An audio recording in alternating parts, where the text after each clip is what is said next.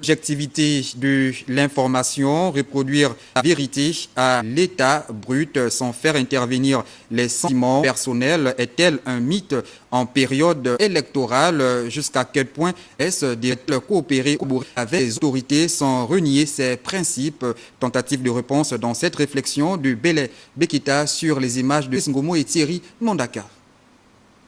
Dans aucun domaine, le rôle du journaliste n'aura été plus complexe que dans ses relations avec la classe et les hommes politiques, notamment en période électorale.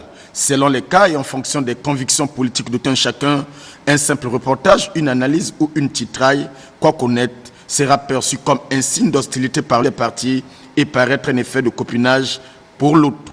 Certes, beaucoup de journalistes estiment qu'il est de bon ton de se conduire en adversaire envers le pouvoir pour le bien du public, mais pour se ménager une marge d'action légitime, l'objectivité doit être de mise pour ne pas renier ses principes. Encore faut-il s'entendre sur la mission première de l'homme de presse, informer ou inquiéter.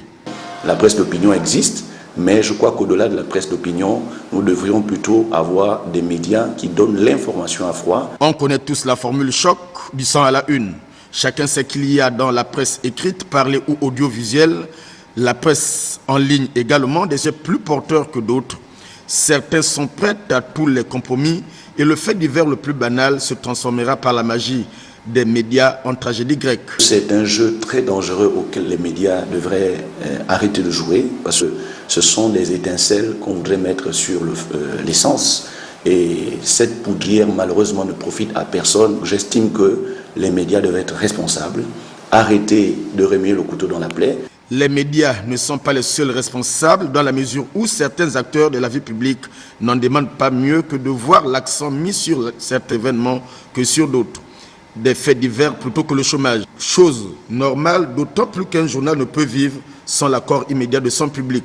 Cela n'est pas nouveau. Honoré Balzac dénonçait déjà en son temps ces pratiques avec mordant dans Les Illusions perdues, je cite, « S'il existait un journal des bossus, il prouverait soirs et matins la beauté, la bonté, la nécessité des bossus. Ainsi, un journal n'est plus fait pour éclairer, mais pour flatter des opinions. En voici un exemple. Ces journaux en vente par ceux commerciaux atypiques, non ni lecteurs, ni acheteurs.